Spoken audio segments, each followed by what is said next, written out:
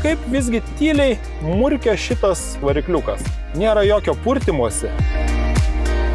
Kai išvažiuoja į blogą kelią, jo charakteris pasikeičia, važiuoja jisai fantastiškai, lyg per pūkus. Tam ir sukurtas yra rėminis visureigis.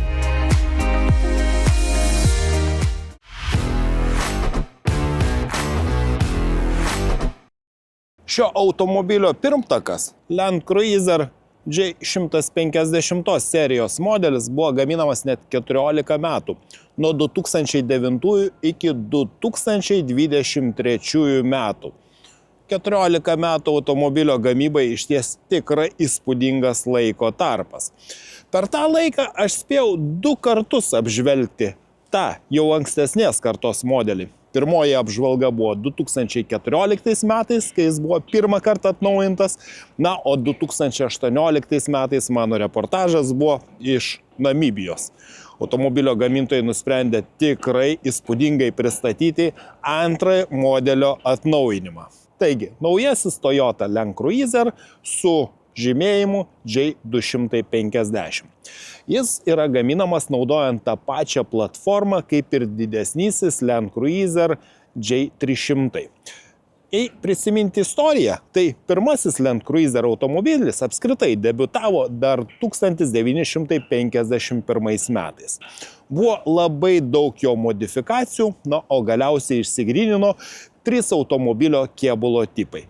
Tai pirmasis J70, tai toks utilitarinis automobilis, kuris skirtas įvairiems sunkiem darbam. Toliau didžiausių Land Cruiser automobilių serija, kurią dabar atstovauja J300 modelis. O anksčiau Europoje toks buvo parduodamas Land Cruiser V8, pats didžiausias Land Cruiser automobilis. Tiesa, su šia karta toks J300 modelis liko tik kai kuriuose rinkose. Filipinai, Indonezija, Jungtiniai Arabų Emiratai, Kuveitas, Australija ir gimtoji Japonija. Jo neliko nei Jungtinėse Amerikos valstijose, nei Kanadoje. Nieko keisto, nes tiem, kam reikia didžiausią Toyota modelio, ten yra siūlomas didysis naujasis Toyota Sequoia arba jo bendraplatformis pikapas Toyota Tundra. O čia Europa ir mes turime štai šį Toyota Land Cruiser, kai kuriuose kitose rinkose žinoma Prado vardu, tai buvo mažesnieji Toyota rėminiai visureigiai. Mažesnieji tai taip simboliškai pasakius, nes visgi jo ilgis siekia beveik 5 metrus, jis gali turėti 7 sėdimas vietas ir jo aukštis siekia beveik 2 metrus. Prieš įvažiuodamas į stovėjimo aikštelę su ribojamu aukščiu, aš net pasižiūrėjau į viršų, ar tilpsiu pravažiuoti šio automobiliu. Tokio įspūdingo aukščio jis yra. Nieko keisto, nes jis yra, kaip ir anksčiau, gaminamas naudojant rėminę konstrukciją. O tai reiškia, kad šio automobilio apačioje yra kopečių formos rėmas ir pats automobilio kėbulas yra sumontuotas ant to rėmo. Tačiau, kaip gamintojas sako, dabar to rėmo standumas yra gerokai didesnis, kas žymiai pagerina tiek valdymo savybės, tiek patį važiavimo komfortą, o bendrai tiek su rėmu, tiek ir su kėbulu automobilio standumas padidėjo 30%. Automobilio išvaizda pasikeitė iš esmės. Dabar jisai vėl tokių kampuotų formų, gerokai primenančių ankstesnius Toyota Land Cruiser modelius, galima pasakyti retro stiliaus automobilis. Labiausiai tikriausiai išsiskiria štai tokia tikrai trumpa priekinė dalis, kuri žymiai palengvina ir padidina įvažiavimo kampus. Kadangi važiuodami tikrai blogų kelių, jūs tiesiog galėsite lengviau pravažiuoti. Ir taip pat štai tokie kampuoti žibintai. Beje, internetu buvo galima užsisakyti Fast Edition versiją, kuri turėjo apvalius priekinius žibintus ir bent jau man jie atrodo tikrai įspūdingiau ir efektingiau. Ir aš pasikalbėjau su automobilio atstovai, sako, visgi ne tik Fast Edition, bet galima užsisakyti ir dabar tokius apvalius žibintus, tiesa, jie papildomai kainuoja 6 000 eurų. O štai čia tokia maži, giliai įleisti priešrūkiniai žibintai. Na, o automobilis buvo gaminamas su mintimi, kad jis bus naudojamas tikrai sunkiomis sąlygomis. Tai štai priekinis buferis yra pagamintas iš kelių dalių. Todėl, jeigu pažeisite, nereikės keisti visos vientisos detalės, o užteks, pavyzdžiui, pakeisti arba tiek raštą, arba tiek centrinę dalį. Na, iš ties, šio automobilio pravažumo galimybėmis tikrai netenka abejoti, kadangi jo prošvaisas siekia daugiau kaip 20 cm ir be to jis pirmą kartą dabar galimas su atjungiamu priekiniu stabilizatoriumi, o tai dar labiau padidina priekinės pakabos eigą. Na, anksčiau tokį sprendimą siūlė Jeep gamintojas, tad tuo pasinaudojo ir Toyota. Beje, pirmasis Toyota Land Cruiser, žinomas BJ vardu, buvo ir gaminamas atsižvelgiant būtent į Antrojo pasaulinio karo metu gamintą Jeep Willys automobilį. Na, o dar tęsiant apie išvaizdą, štai čia tokios kampuotos ratų arkos, iš tikrųjų, į kurias gali tilpti tikrai labai daug purvo. Štai slenkščiai, apatinės durelių dalys yra uždengtos plastiku, apsaugotos nuo pažeidimų. Štai tokie įspūdingi veidrodėliai, dideli langai, tad sėdint viduje tikrai matomumas užtikrinamas labai geras. Ir štai toks itin statmenas priekinis stiklas. Na, o kaip ir ankstesnėje Land Rover J150 serijoje, priekinis variklio gaubtas, nors ir yra ilgas, tačiau jis turi tokį įlinkimą per vidurį, kuris pagerina matomumą, kai sėdite prie vairo ir žiūrite į priekį. Na, o štai čia slepiasi variklis. Žinoma, kadangi tai yra mažesnioji Land Cruiser versija, J250, tai Europai jis yra siūlomas, kaip ir anksčiau, su vieninteliu 4 cilindrų turbo dizeliniu motoru. Tiesa, jam žadama vėliau sumontuoti ir 48 voltų elektros sistemą, na, tikriausia, tiek pagerinančią dinamiką, tiek ir padedančią sutaupyti dar šiek tiek degalų. Tačiau jei anksčiau šis 2,8 litro turbo dizelinis motoras pasiekdavo 177 arklio galias, tai dabar jo galia siekia 204 arklio galias arba 150 kW. Na, tokiam daugiau kaip 2,3 tonas sveriančiam automobiliui, žinoma, ne kažin kokia čia galia, tačiau kur kas svarbiau sukimo momentas. Ir jei anksčiau jis buvo 420 Nm, tai dabar jis siekia 500 Nm. Ir jei anksčiau automobilis iki 100 įsibėgėdavo per maždaug 11 sekundžių, tai dabar jo įsibėgėjimas yra greičiau nei 10 sekundžių. Na, ko daugiau reikia tikram visureigiui. Na, o štai galinė dalis, kaip ir anksčiau, čia yra atskirai atidaromas galinis langas, jeigu norite į bagažinę įsidėti kažkokius mažesnius daiktus. Pati bagažinė yra tikrai didelė, gamintojas nurodo, kad jie telpa nuo 742 litrų ir, kaip jau minėjau, čia gali būti ir trečia sėdynių eilė. Žinoma, tokiu atveju bagažinė bus mažesnė, tačiau bet kokiu atveju čia tikrai įspūdingai daug vietos. Štai po šiuo kilimėliu čia yra keletas smulkmenų kaip remonto komplektas, tačiau pats atsarginis ratas, kaip ir anksčiau, yra sumontuotas štai automobilio apačioje. Gal pasiekti ne taip ir patogu, tačiau toks sprendimas tikrai praverčia tada, kai važiuojate pilnai prikrautą bagažinę, nuleidžia ratą ir tada nereikia iš bagažinės traukti visų daiktų, o užtenka nuimti apačioje po dugnu sumontuotą ratą. Na, o čia, žinoma, gali būti sumontuotas ir vilkimo kablys. Ir šitas automobilis, kaip niekam nepaslaptis, tikrai labai dažnai tarnauja kaip automobilis, kurio yra velkamos priekabos, kadangi jis gali vilkti net iki 3,5 tonos sveriančias priekabos. Tad šio automobilio galimybėmis tikrai niekas neabejoja. Didelės durelės atsidaro gana plačiai. Patogesniam įsėdimui yra apačioje sumontuotas slenkstis. Štai čia yra rankenėlė įsikibti, tam, kad akrobatiniais veiksmais nesuplėšyti savo kelnių.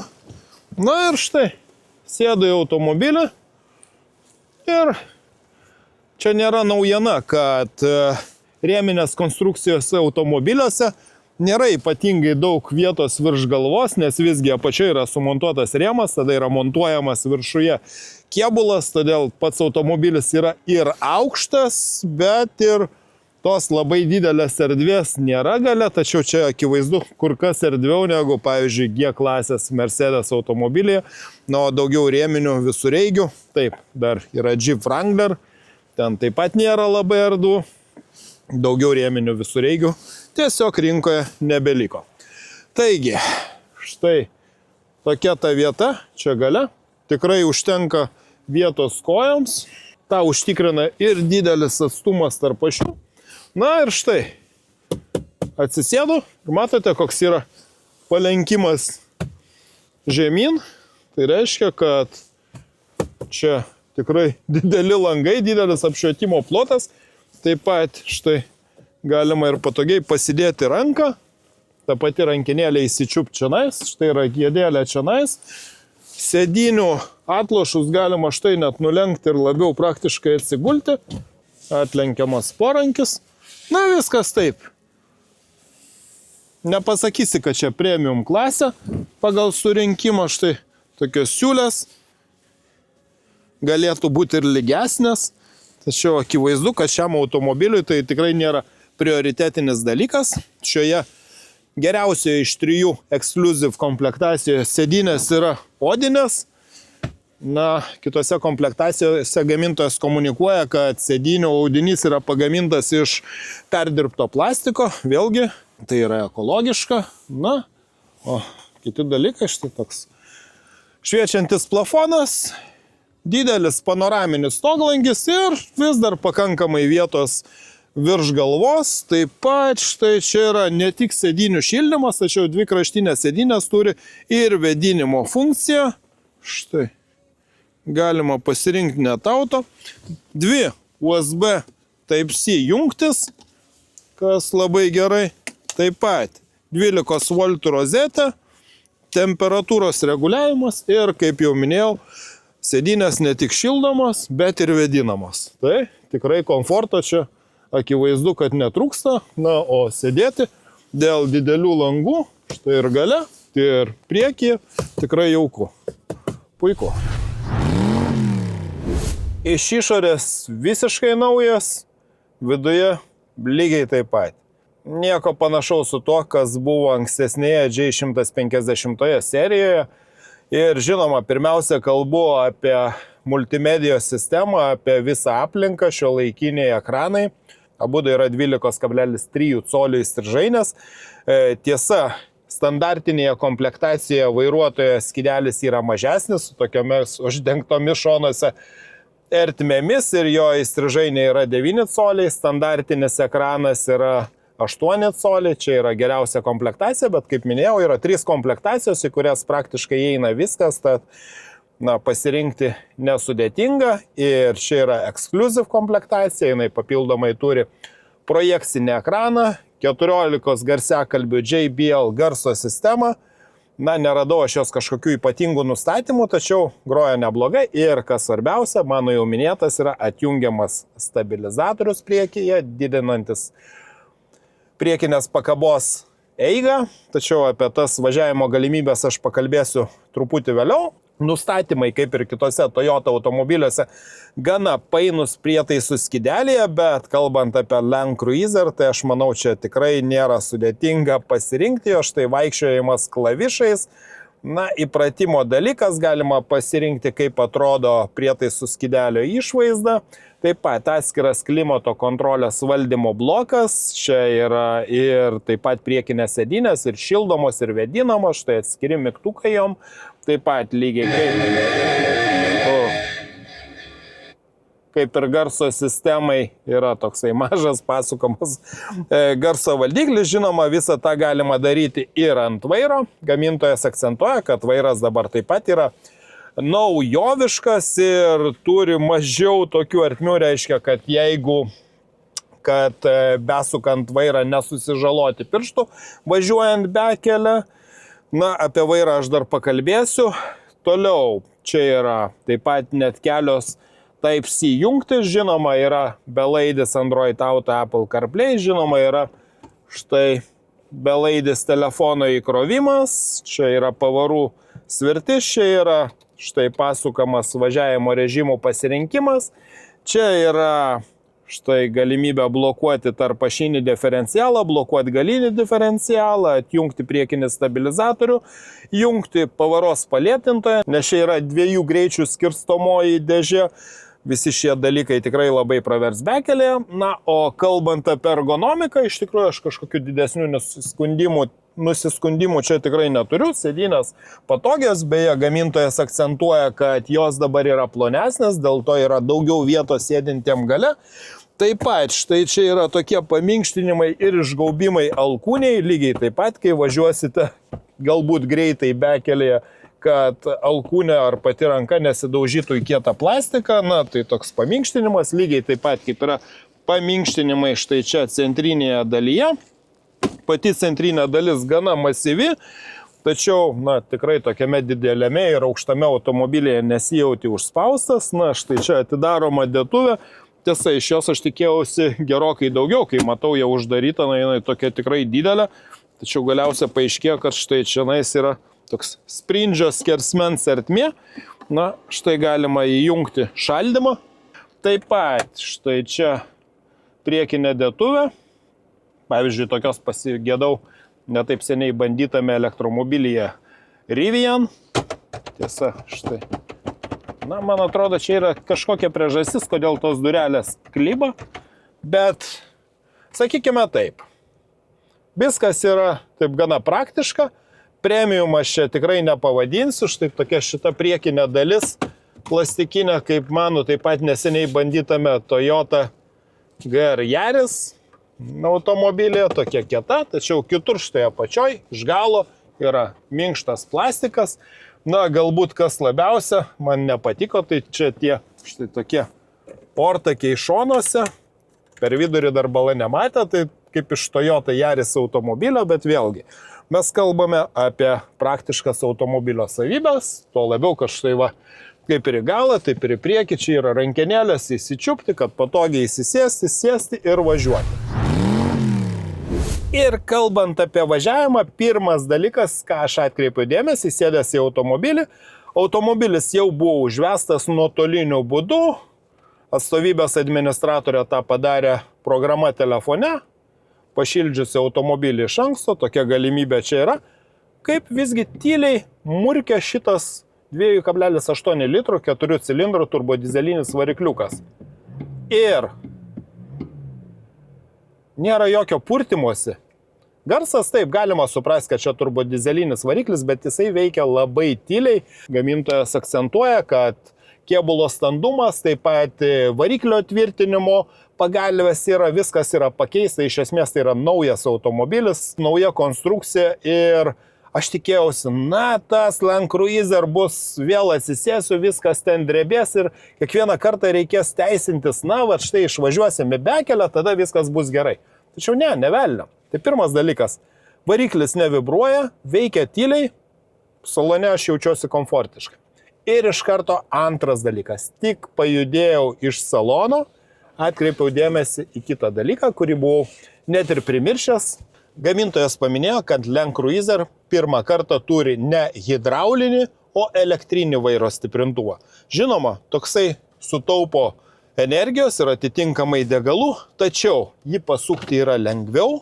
Ir kai kalbam apie rėminį visureigį, tai tikrai čia mes nekalbam apie didelį vairavimo tikslumą, tačiau štai, anksčiau aš tokio dalyko tikrai nebūčiau padaręs, tuo labiau, kad čia yra dideli, masyvūs 20 colių ratlankiai ir štai kaip lengvai sukasi vairas ir aš jau, žinoma, važiavau šio automobilio iki šios aikštelės, turiu pasakyti, kad jis važiuoja tikrai labai tiksliai ir štai įvertinkit, koks yra puikus apsisukimas šio automobilio. Skersmuo yra maždaug 12 metrų, kas yra tikrai gerai tokiam dideliam automobiliui ir štai žinoma įsijungia kamera, yra atskiras klavišas, kuris štai parodo, kas yra po automobiliu, Na vėlgi, šie sprendimai tikrai padeda bekelėje.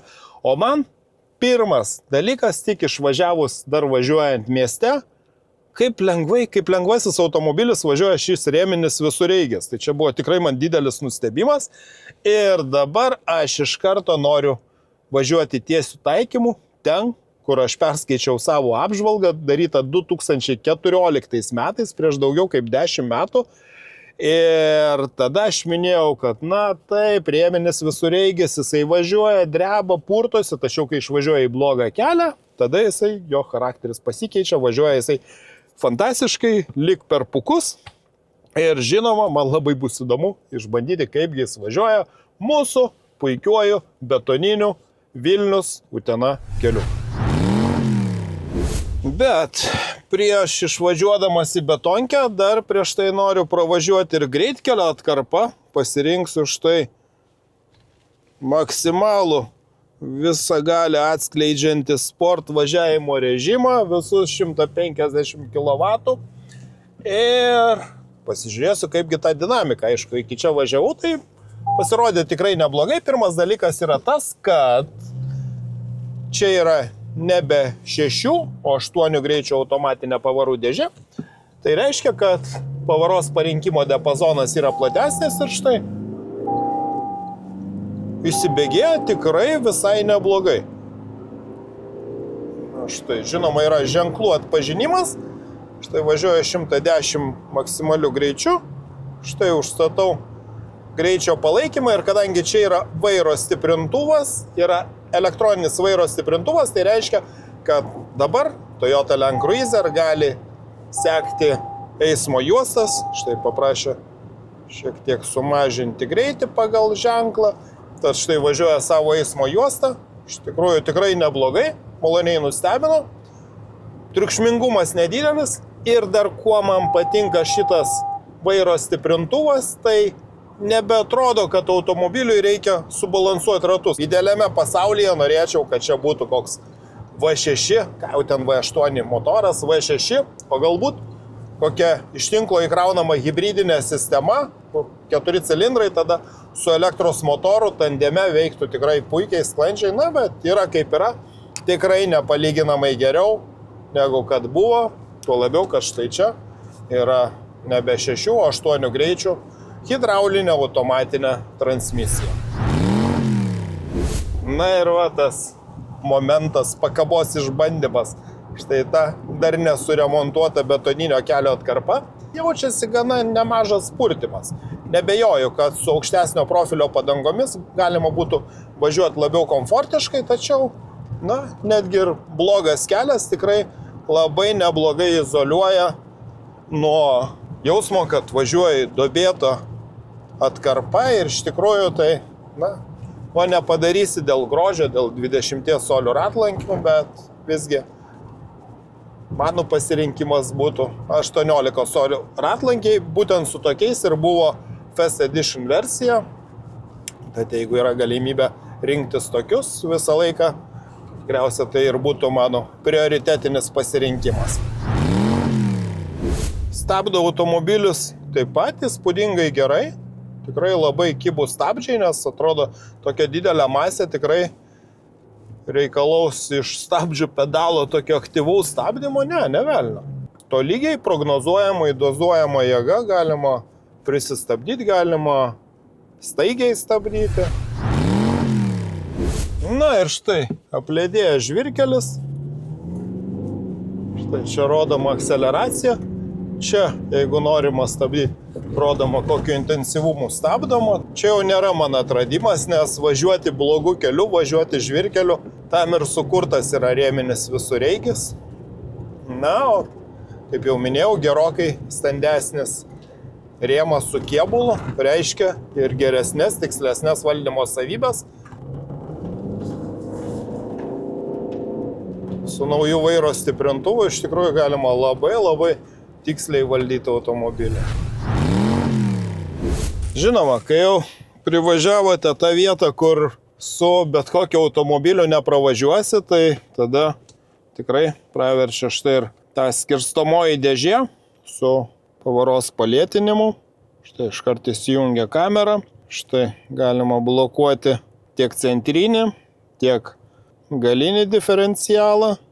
Atjungtas stabilizatorius priekinis. Čia man apie tai perspėjimo. Daug sistemų atsijungia. Na ir tada jau galite šturmuoti tokį kelią, kur bet kokį automobilių tikrai nepravažiuosi.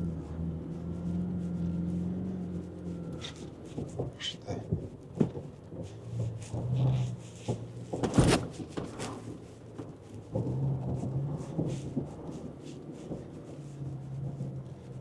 Automobilis, kur tikrai gali nuvažiuoti labai toli, kai jau prisireiks pagalbos.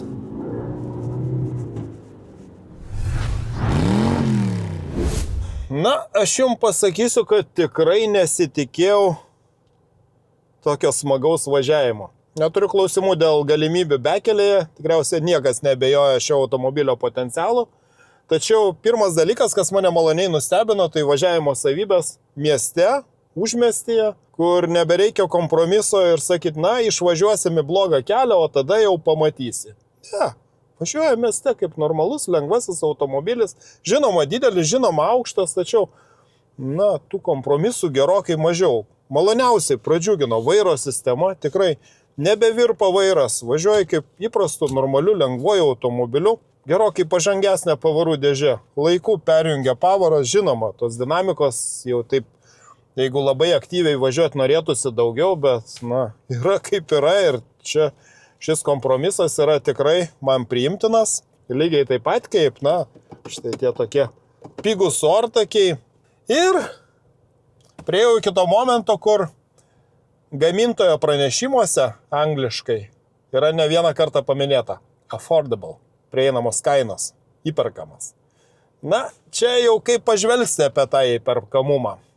Aš atsiminiau ir pasižiūrėjau savo 2014 metų apžvalgą, kur automobilis kainavo nuo 140 000, bet ne eurų, litų. Eurai atsirado 15 metais, tai buvo 140 iki maždaug nuo 140 000 litų ir tai yra apie 40 000 eurų. Štai tą kainą tikrai galima būtų pavadinti įperkamama, prieinama, affordable. Dabargi kaina yra nuo 69 000 eurų ir čia vėlgi niuansas. O kokios yra šio automobilio alternatyvos? Jų tiesiog kaip ir nėra. Jeep Wrangler, na, bet ten vis tiek kiti niuansai, galbūt aš labiau lyginčiau su Land Rover Defender, tačiau jis jau turi integruotą rėmą į kėbulą. Tai iš tikrųjų tokio rėminio visureigio kaip ir nėra. Kad jau prakalbau apie Land Rover Defender, tai jo kaina prasideda nuo 76-77 000 eurų ir ten tikrai labai daug komplektacijų. Na, o čia yra 3 komplektacijos. Pigiausia Legend komplektacija kainuoja nuo 69 400 eurų. Trečioji komplektacija pati brangiausia kainuoja nuo 83 400 eurų. Dar papildomai galimas šioks bei toks pasirinkimas, tikrai nėra daug. Panoraminis stoglangis, spalva, dar ten kažkas tikrai nėra labai daug, kad tas automobilis pabrangtų. Tai iš tikrųjų aš tiesiog nematau pagal šią kainą šiam automobiliui konkurentų. Nes jeigu kalbėti apie vienintelį benelikusi G klasės Mercedes, tai ten kainos gerokai virš 100 000 eurų. Tad toks automobilis iš tikrųjų yra tikrai unikalus. Mano nuomonė visiškai pakeitė štai šitas naujos kartos Land Cruiser, kuris turi tiesiog įprasto lengvojo automobilio valdymą. Tikrai pakankamai dinamišką variklį, šiuolaikinę transmisiją, šiuolaikinę multimedijos sistemą, tikrai erdvų saloną. Tad jeigu tik domitės automobiliu, kuris turi ir didelę velkamąją galią, yra erdvus, turi labai didelės galimybės išvažiavusi bekelę, tai mano vienintelė rekomendacija. Būtinai išbandykite ir naująjį Toyota Land Cruiser, kuris, neabejoju, jūs turėtų maloniai nustebinti lygiai taip pat, kaip ir mane.